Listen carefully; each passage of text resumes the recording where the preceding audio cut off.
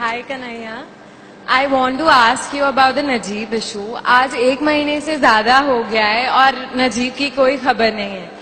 तो आपको क्या लगता है, आप तो जेएनयू का हिस्सा हैं, तो आपको क्या लगता है कि गवर्नमेंट क्या स्टेप्स ले रही है उसे वापस लाने के लिए? देखिए, गवर्नमेंट का जो एक टैक्टिक्स मैं समझ पाया हूं वो ये है कि वो एक बात को समझ गई है कि उसको एक मुकम्मल अपोजिशन इस देश के अंदर नहीं मिल पा रहा है। इस बात का फायदा उठा करके वो जो है निरंकुश हो गए, हम लोग हिंदी में बोलते हैं कि अनकंट्रोल्ड हो गए हैं। तो वो क्या कर रहे हैं कि जनता के क्या मुद्दे हैं ये इंपॉर्टेंट नहीं है, वो मुद्दे हमारे बीच में फेंक रहे हैं। और आप देखिए कि हर 15 दिन में एक नया मुद्दा आ जाएगा। मतलब कुछ दिन पहले सर्जिकल स्ट्राइक चल रहा था, उसके बाद जो है नोटबंदी चलने लगी, कभी नजीब आ जाएगा, कभी कन्हैया आ जाएगा, कभी रोहित आ जाएगा। मतलब हम ऐसे सवालों पे फंसे रहेंगे जिसका संबंध इस देश के स्ट्रक्चर से है, उस पर कोई चर्चा नहीं होगी। आप देखिए, मैं 3 उदाहरण आपको देता हूं और 3 आइडेंटिटी के लोग हैं।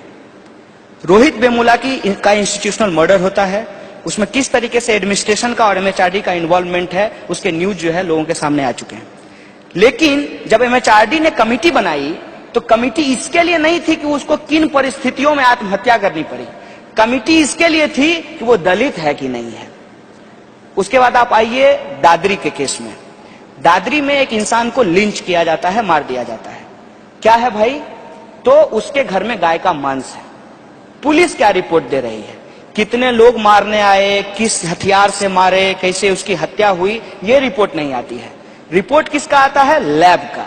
उसमें क्या कहा जाता है? नहीं, बकरे का मांस नहीं था, गाय का ही मांस था। मतलब अखलाक जो जिंदा था उसको मार दिया गया, वो महत्वपूर्ण नहीं है, मांस किसका था ये महत्वपूर्ण है।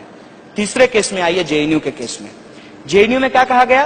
देश विरोधी नारे लगाए गए। अरे देश माने देश क्या है? ये कोई बड़ा पाव है कि कोई आदमी आएगा और हाथ से उठा करके देश को खा लेगा? 5 लोग 10 लोग कुछ देश के खिलाफ बोल देंगे और हमारा देश टूट जाएगा। लेकिन उसको कैसे किस तरीके से पूरा का पूरा एक हवा खड़ा किया गया। और रिपोर्ट किसकी आती है?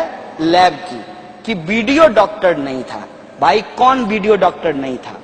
जो रॉ था।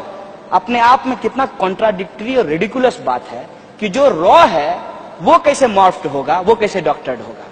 उस वीडियो की कोई चर्चा नहीं होती है जो टीवी पे बार बार एयर किया गया था, जो डॉक्टर था, जो पूरा का पूरा एंगर खड़ा किया और जेएनयू को एक विलेन की तरह खड़ा कर दिया समाज के अंदर, उस पर चर्चा नहीं होती है। मारिए गोली जेएनयू को, क्या दिक्कत है? 125 करोड़ लोग इस देश में रहते हैं, 8000 स्टूडेंट की कोई पूछ नहीं है। लेकिन एक सवाल है हमारा जेएनयू की तरफ से कि अगर इतना बड़ा सवाल था 9 फरवरी का, आज 9 महीने हो गए हैं, आपकी पुलिस चार्जशीट फाइल नहीं की है, आपकी पुलिस अभी तक जो है सबूत नहीं जुटा पाई है और उन लोगों को नहीं ढूंढ पाई है जो नकाब लगा करके नारा लगा रहे थे। मतलब क्या है कि सच्चाई से दूर प्रोपेगेंडा इस तरीके से खड़ा करना है कि जनता उस पर भी डिस्कशन करने लगे। आप फेसबुक पे कोई भी कंस्ट्रक्टिव काम करना शुरू किए हो, इमीडिएटली जो है एक बम फूटेगा, उसमें जो है एक नया मुद्दा आएगा और तमाम लोग उसके ही चिट चैट में जो है वो लग जाएंगे। ये जो सरकार हमारे साथ कर रही है, हो सकता है कि कल को एक नया मुद्दा आ जाए, तो ये क्या कर रही है? ये टेस्ट कर रही है कि जनता के अंदर कितनी कंसिस्टेंसी है।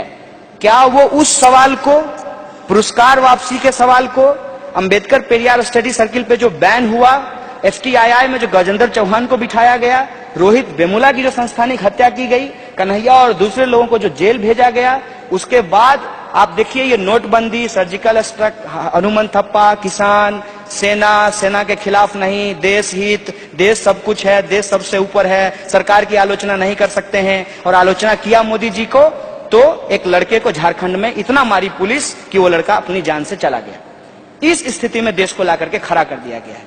इसमें ये तमाम सवाल कि जब हम कहते हैं जस्टिस फॉर नजीब, तो वो जस्टिस फॉर रोहित वेमुला भी है। जब हम कहते हैं जस्टिस फॉर रोहित वेमुला, तो वो जस्टिस फॉर अखलाक भी है। और जब हम इन सबके लिए जस्टिस मांग रहे हैं, बेसिकली हम डेमोक्रेसी क्लेम कर रहे हैं, अपना वॉइस ऑफ डिसेंट क्लेम कर रहे हैं, और जो हमारी लेगेसी है इक्वलिटी और जस्टिस को, उसको हम इंश्योर करना चाहते हैं सोसाइटी में। तो ये मुद्दे भटकाते रहेंगे, नए सवाल देते रहेंगे। हमारा काम है कि हम भूलेंगे नहीं और इनसे एक एक मुद्दे पे पूछा जाएगा कि 2 करोड़ रोजगार कहां है, 15 लाख रुपया हमारे खाते में क्यों नहीं आया, बुलेट ट्रेन अभी तक क्यों नहीं चली, महंगाई कम क्यों नहीं हुआ और महिलाओं पे अत्याचार क्यों नहीं रुके। ये हमारा काम होना चाहिए।